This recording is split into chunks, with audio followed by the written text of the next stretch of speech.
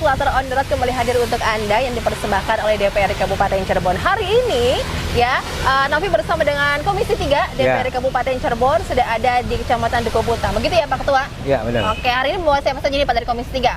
Pantau. Hari ini kita khusus monitoring untuk PGU, pekerjaan PGU di Dinas Perhubungan dengan Mas Yoga dan Pak Cakra. Oke, ya kita ingin melihat sejauh mana ya Pak ya, progres perbaikan untuk penerangan jalan umum. Ya. Ini kenapa pemilihan di sini, Pak Anton? Ini bagian dari kegiatan ada di sini. Kita ingin pastikan sebelum Lebaran bahwa kegiatan PGU sudah selesai. Kira-kira H-3 itu kegiatan pekerjaan PGU selesai semua. Jadi sebelum Lebaran masyarakat bisa merasakan terangnya jalan lingkungan. Oke, jadi ini juga untuk kelancaran masyarakat ya Pak Cakra ya. Seberapa pentingnya nih Pak untuk penerangan jalan umum bagi para pemudik yang melintas di sini nih Pak? Sangat penting sekali ya, saya rasa karena ini kan jalur provinsi yang notabene menghubungkan antara dua kabupaten, makanya kita pastikan tidak ada yang namanya jalur yang terlewati oleh arus mudik oleh teman-teman, oleh para pemudik ini masih gelap ya. Makanya kita cek satu persatu kegiatan-kegiatan yang ada di provinsi, kemudian jalur provinsi juga lihat apakah masih ada yang kerusakan atau memang yang belum terpasang titik-titik yang memang saya rasa bisa dipasang, karena ini kan yang kami takutkan apabila ada para pemudik itu melewati jalur ini yang notabene berangkat dari Jakarta atau dari Bandung pulang lewat jalur ini dan perjalanannya di malam hari seperti itu. Kita pastikan supaya tidak ada kecelakaan atau hal-hal yang tidak diinginkan oleh para pemudik. Untuk kenyamanan, keselamatan juga ya para pemudik yang melintas di sini ya Pak ya. Oke Pak Yoga sendiri Pak melihat untuk PJU yang ada di wilayah Kabupaten Cirebon, apakah semuanya sudah berjalan dengan baik ya Pak? Dari tahun ke tahun kita monitoring di sub ini sudah cukup baik, karena dari 2023 kemarin ada beberapa PJU yang dari provinsi juga sudah terpasang dengan baik. Nah sekarang dari provinsi lagi di tahun sekarang yang nilainya cukup lumayan, tuh ada ratusan PJU yang tentunya dipasang di beberapa titik, dan itu membuktikan bahwa ini adalah suatu program dari Kabupaten Cirebon, yaitu Cirebon Terang. Cirebon Terang. Jadi mudah-mudahan sampai dengan akhir masa jabatan kita di 2024 ya, program Cirebon Terang ini bisa terrealisasi. Oke. Tapi kayaknya beberapa titik masih ada yang belum terang ya Pak ya, karena PJU-nya mati. Nah kita ingin tanya juga konfirmasi ke Dinas Perhubungan Kabupaten Cirebon ya Pak ya. Sudah ada juga nih Pak Kadisnya di sana. Ayo Pak, kita coba komunikasi bersama dengan Kepala Dinas Perhubungan Kabupaten Cirebon. Oke, sudah bersama dengan kita semua di sini ada Kepala Dinas Perhubungan Kabupaten Cirebon, ada Pak Hilman di sini. Bapak, ini sedang dilakukan perbaikan untuk wilayah sini, Pak. Seperti apa progresnya, Pak?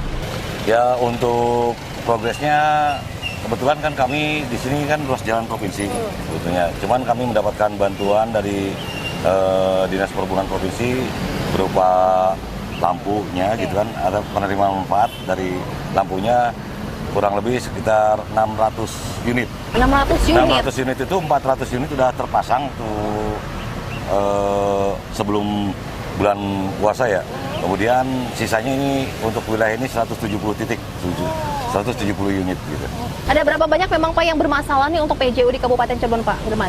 Kalau kalau bicaranya bermasalah ya gimana ya? Bukan bermasalah sih sebetulnya ya. Ada beberapa PJU di ruas jalan nasional khususnya ini memang posisinya solar cell. Jadi yang memakai baterai gitu kan, aki itu. Nah ini banyak PJU-nya yang memang mengalami kerusakan. Ada yang akinya hilang, kemudian. Nah ini memang agak sulit untuk perbaikannya kalau solar cell. Beberapa faktor berarti ya Pak Kadis? Betul. Kalau yang konvensional kita udah ada pergantian yang dari lampu LED, konvensional biasa ke LED. Itu dalam rangka mengefisiensikan tagihan listrik dan juga sinar yang lebih terang lagi. Sudah menghemat juga ya Pak ya untuk biaya PJU di sini Pak. Itu sudah mulai kapan Pak penerapannya Pak? Ya dari tahun kemarin kita udah terapkan dengan anggaran yang dari APBD dan juga bantuan dari provinsi. Untuk tahun 2024 ini ya kita tadi masih ya sisa bantuan dari tahun kemarin sih kita pasang. Oke. Ya. Berarti dananya tuh juga dibagi-bagi ya Pak dari Komisi 3 nih ya. Oke, kita lihat tuh di situ ya, sedang ada dilakukan perbaikan seperti apa nih. Kita kesana yuk Pak. Ayo. Pak Anton, dari Komisi 3 melihat sendiri kalau Dinas Perhubungan sudah maksimal belum Pak untuk melakukan perawatan dari hal untuk penerangan jalan umum ini, Pak Anton? Ya, saya kira cukup maksimal semuanya. Tinggal bagaimana kedepannya ada proses pemeliharaan. Kan tadi yang disampaikan Mbak Novi banyak lampu yang mati, yang harus diganti. Nah itulah. Jadi kedepannya mungkin harus ada pemeliharaan, anggaran pemeliharaan. Oke. Yang ini bagaimana nih Pak Kadis kondisinya Pak? Untuk di wilayah sini Pak di Tugu ya di sini ya? Betul. Sudah oke Pak? Ya, idealnya sih kalau ini ya, apa namanya? Bukan ini. Bukan.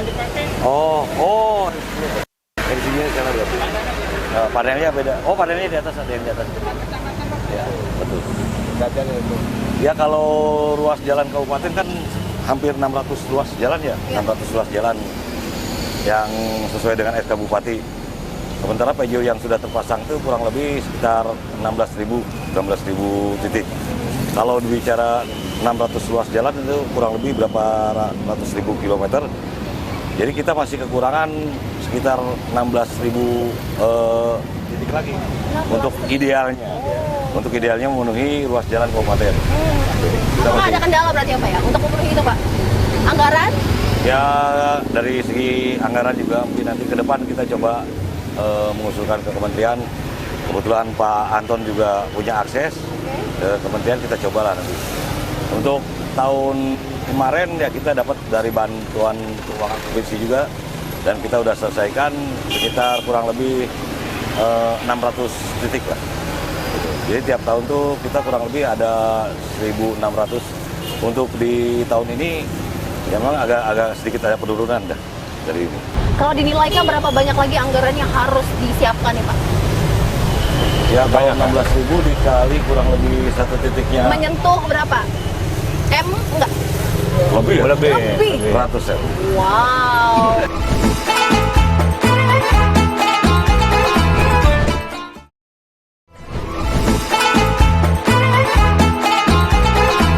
Kalau dinilaikan berapa banyak lagi anggaran yang harus disiapkan nih Pak? Ya kalau 16.000 dikali kurang lebih satu titiknya Menyentuh berapa? Enggak? lebih ya? Lebih. Ratus ya. Wow. Untuk Ya, PJU saja Pak Anton? Sebenarnya gini, kebutuhan lampu kita kurang. Oke. Nah, jadi kalau sesuaikan anggaran kurang, tapi kita apresiasi dengan Dinas Perhubungan. Mereka inovasi bagaimana titik strategisnya lampunya bisa nyala. Karena memang kalau sesuai kebutuhan Kabupaten Cirebon untuk mencapai Cirebon Terang belum maksimal lah. Oke. Tapi hari ini bisa kelihatan maksimal karena inovasi dari Dinas Perhubungan. Kita apresiasi lah dari Dinas Perhubungan. Cirebon Terang masih jauh nih Pak. Pak Yoga bagaimana Pak melihatnya Pak? Ya, tadi yang dijelaskan Pak Anton bahwasanya kita patut mengapresiasi apa yang sudah dikerjakan kawan-kawan di Sub. Artinya memang itu suatu program yang tentunya dari tahun ke tahun itu berjalan, Mbak.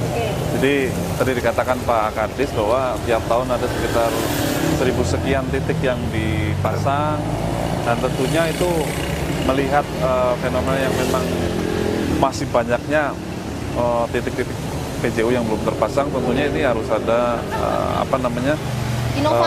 inovasi, kemudian semua stakeholder juga Mbak. Jadi tadi dikatakan Pak Hilman karena memang APBD kita mungkin kurang mumpuni, ada bantuan keuangan dari provinsi, ada mungkin bantuan dari APBN, ya tentunya kita semua ya bekerja sama untuk bisa berkomunikasi lah untuk pusat bagaimana caranya supaya bisa memberikan APBN untuk bantuan PJU ini di Kabupaten. Kalau untuk daerah tidak cukup ya Pak ya? Masih sangat jauh ya Pak Anton? Sangat jauh, tapi tadi hari ini yang paling menarik lagi beberapa tahun kemarin sudah ada lampu-lampu tematik di daerah-daerah tertentu. Satu contoh Sumber, Gunung Jati, terus itu sudah ada. Jadi ya mudah-mudahan dari Dinas Perhubungan ada inovasi yang lain lah. Oh Jadi, iya. biar ada karakter Kabupaten Cirebon dengan PJU yang berbeda. Ya. Iya, inovasi apa lagi nih Pak Kadis selain kemarin lampu tematik itu Pak? Ya dari segi keamanan keselamatan pengguna jalan ya kita juga mencoba berkolaborasi dengan Diskominfo kaitan dengan ketersediaan CCTV. karena itu untuk mengamati ruas jalan dan juga keamanan, khususnya kan pada malam hari ya, adanya pembegalan, karena kan kita bagaimana kita mewujudkan keselamatan, keamanan, kelancaran lalu lintas khususnya untuk warga Kabupaten Cirebon. Ini juga kan area untuk dilintasi jalur pemudik juga ya Pak Kadis ya. Oh, ini untuk memberikan rasa nyaman juga ya, karena penting sekali dengan ada PJU ya Pak ya. Tapi memang kondisinya ada beberapa titik, bahkan banyak juga nih Pak yang mati. Faktornya itu dari usia, human error atau apa aja nih? Ya, ada juga yang dari usia ya, karena memang yang dulu kan lampunya masih lampu son ya. Lampu konvensional son dengan wattnya aja 250 watt itu satu titiknya kan, boros. Dan itu memang kita coba untuk diganti, diperbaharui dengan lampu LED. Makanya kita bertahap, kita coba untuk ketersediaan lampu LED. Nah, kami juga meminta dukungan juga nanti dari seluruh stakeholder kaitan dengan ya kondisi baik itu kendaraannya, baik itu ini kita juga masih butuh support karena memang ini kayak kendaraan yang kita miliki yang ini aja udah tahun lama ini, udah agak lumayan armada untuk mendukung ya Pak betul, kinerja pemeliharaannya ya, lumayan gitu. Jadi ketika okay. kita masuk dalam masa pemeliharaannya lumayan karena ya tadi yang namanya kendaraan PJU juga hidroliknya kan betul harus kita cek terus gitu. Siap. Ini lampu LED bantuan dari provinsi. Ya, betul. Oke. Jadi LED dia lebih cahayanya lumer cahayanya lebih ini dan juga ini hanya 60 watt. 60 watt. Beda dengan yang lampu yang Kalau sound itu 250 watt. yang atas ini ya? Iya, makanya pembayaran mekanik listriknya lebih mahal ya. Kalau yang ini. Iya. Ini berapa Pak? 60 watt. 60 watt. Ya. Oh iya benar. Makanya nanti kan setiap penggajian kita harus lewati tuh PLN-nya. Iya, kalau dikumpulkan ya anggaran luar biasa ya Pak ya. Betul. Ngurusnya ya Pak Kadis ya. Kurang lebih berapa? Kita 3.000 ya yang masih. Oh, ini mau diganti ya Pak? Mau diganti Ya, ya? diganti. Oke, boleh Pak, silakan.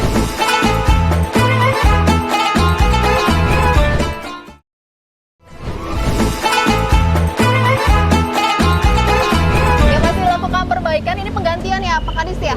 Dari yang lampu yang lama ya, ini ke LED? Betul. Oh. Yang konvensional dulu diganti ke LED. Oke, ini juga kan sedang berupaya terus ya Pak ya dari Dinas Perhubungan Kabupaten Cirebon. Lalu ini saya lihat juga ini yang perlu diperhatikan soal armadanya juga nih Pak Kadis. Betul, ya. Memang armada kita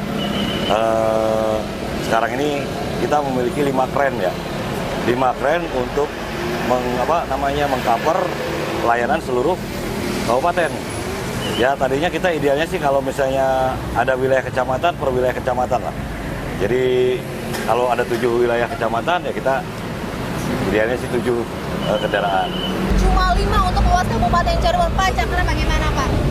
Sedikit sekali nih Pak. Ya saya rasa makanya agak susah ya untuk masalah PJU. Memang kita harus step by step langkahnya maju. Karena wilayah kita cukup luas ya kan, termasuk tadi apa yang disampaikan oleh Pak Kadis berkaitan dengan kebutuhan 16.000. Ya salah satu inovasinya adalah mengganti pergantian material dari sound jadi LED, salah satunya itu untuk menekan biaya operasional. Saya lihat Mbak, kalau lihat kita kebutuhan anggaran untuk Kabupaten Cirebon, jangankan untuk yang baru ya, untuk pemeliharaan juga secara otomatis cukup besar, kan begitu. Jadi kan idealnya memang kita ada inovasi-inovasi apa yang disampaikan oleh Pak Kadis sendiri berkaitan dengan menuju Cirebon terang ya kan. Ya kita melakukan pemasangan baru, pergantian, termasuk menekan ada inovasi mungkin dari kementerian atau dari pusat yang berkaitan dengan solar cell. Ya, ini kan memang tidak membutuhkan listrik, biaya apapun, tapi ini maintenance-nya cukup mahal, yaitu mahal. Makanya kita mencoba inovasi kita bersama dengan Dinas Perhubungan seperti apa dengan luas wilayah yang besar, dengan kebutuhan jalan yang memang belum bisa tercover semua. Jadi harapan untuk Cirebon Terang kita sangat yakin, tapi harus berjalan secara bertahun, harus ada penambahan berkaitan dengan pemeliharaan, termasuk support dengan pemasangan baru. Apalagi tadi yang disampaikan oleh Pak Kadis, ya kita juga memang kalau kita lihat wilayah di pemilu saja ada 7 dapil, setidaknya minimal 7 kendaraan operasional khususnya untuk hidrolik ini. Kurangnya berapa lagi Pak? Ya kalau kita apa namanya tadi seperti dikatakan wilayah kecamatan per wilayah dapil ya. Berarti kan kita ada 7 karena untuk satu wilayah kecamatan itu mengcover kurang lebih 6 sampai 7 kecamatan ya. 6 sampai 7 kecamatan. Jadi idealnya ya 2 kendaraan lagi. Dan memang tadi ada yang perlu diremajakan juga sih. Ada yang perlu diremajakan kaitan dengan kalau kendaraannya masih baik, cuman kerennya udah apa namanya udah mulai ini gitu kan, udah mulai. Ya itu juga bisa kita lakukan peremajaan. Ya mudah-mudahan nanti ke depan dengan tadi segala kemampuan kami dari Dinas Perhubungan, karena kami juga mencoba untuk bagaimana kami hadir di tengah-tengah masyarakat ketika memang tadi masyarakat membutuhkan, khususnya di menjelang Lebaran ini ya. Oke. Pak Sidik mau tahu nih Pak, ada kendala apa lagi yang hadapi Pak dalam menjalankan aktivitas Pak dari Dinas Perhubungan Kabupaten Jawa Barat? Banyak sih kendala-kendala yang dihadapi kita, terutama apa namanya yang solar cell itu ya. Yang PJU solar cell kita memang untuk memperbaiki kita susah. Makanya kita untuk jalur misalkan jalur nasional kita lewat dulu. Kita yang perbaiki adalah yang terkait ada jaringannya. Yang kita buat jaringan, kita kita sambungkan lagi. Terus kita juga terkendala itu di personil. Tadi Pak, personil. Kita personil ini terbatas. Tadi juga Pak Kadis sudah bilang dari segi kendaraan kita terbatas, personil juga kita terbatas seperti itu. Karena kita ketahui sendiri, kita juga banyak sekali pengaduan masyarakat yang setiap hari itu ada beberapa pengaduan gitu. Cuman karena keterbatasan personil, ya wilayahnya jauh, jadi ya mohon maaf kalau misalkan pengaduan dari masyarakat itu kurang responsif dari kita, kurang cepat ya karena keterbatasan personil gitu. Kendala juga ya Pak ya. Oke. Nah dari Dewan gimana nih Komisi 3 nih? Pak Yoga dulu Pak, ini solusi yang terbaiknya bagaimana Pak agar arus mudik juga lancar, PJU-nya juga kita menuju ke Cirebon tenang dan personil kendala armada juga bisa semuanya teratasi Pak Yoga. Jadi tadi yang saya katakan di awal bahwa semua stakeholder ini wajib membangun komunikasi yang baik untuk kiranya bisa mengerucut Pak, karena kan kendala-kendala tersebut kan tetap mentoknya itu kan di anggaran. Iya. Jadi kalau kita tadi dijelaskan di awal, kalau kita hanya mengandalkan APBD kita, ini kurang begitu maksimal. Jadi kita masih bisa berkomunikasi dengan provinsi, bisa berkomunikasi dengan pusat juga, agar kiranya bisa memberikan sumbangan lah ke kita untuk kiranya bisa mewujudkan apa yang kita cita-citakan. Jadi kaitan dengan yang dikeluhkan kawan-kawan kan, kemudian ada juga tadi sedikit menelisik kaitan dengan anggaran apa tadi tuh? Oh, daya tahan tubuh. Daya tahan tubuh. Itu yang tentunya wajib kita perjuangkan juga, karena memang kawan-kawan di sub ini kan paling ketara lah terjun ke masyarakat untuk mengatur lalu lintas dan lain-lain. Ya, jadi itu juga nanti insya Allah Pak Irman kita akan perjuangkan di 2025.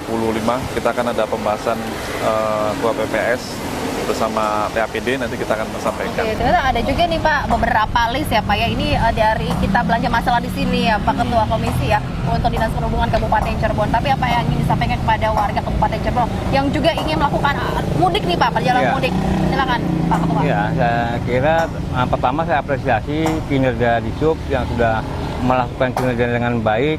Beberapa PJU yang mati sudah bisa diperbaiki karena kondisi lingkungan hari ini depan jalan ini Mbak Novi ini menjadi alternatif arus mudik yang tidak lewat tol pasti lewat sini. Jadi mudah-mudahan semuanya bisa terselesaikan walaupun masih banyak kekurangan. Mungkin dari temuan kita ya Mas Yoga bahwa hari ini kebutuhan di sub ini satu contoh mobil ya. Mobilnya sudah sangat memprihatinkan nih Pak Cakra ya. Kalau dilihat Mbak Novi juga bisa ngelihat belakang. Jadi mungkin bulan depan insya Allah kita dari Komisi juga akan mengomunikasikannya di Perhubungan Kementerian Pusat bahwa ini loh kebutuhan dengan semangat kita yang luar biasa, semangat teman-teman di sub yang sudah luar biasa, tapi tidak ditunjang dengan sarana prasarana yang Yang baik. pasti wakil rakyat saya pendukung Iya. menganggarkan ya Iya, Pak ya. iya. Harus. Kalau APBD kita pasti akan support untuk dibantu lah. Tinggal bagaimana provinsi dan APBN. Oh oke, yang itu dia kegiatan dari Komisi 3 bersama dengan Dinas Perhubungan Kabupaten Cirebon ini sedang monitoring untuk PJU ya Pak ya, ini persiapan arus mudik 2024. Semoga ini untuk Anda yang melakukan perjalanan mudik aman, lancar, dan selamat sampai ke tempat tujuan. Terima kasih banyak sudah menyaksikan Legislator on the Road edisi kali ini. Semoga bermanfaat, kami pamit. Sampai jumpa.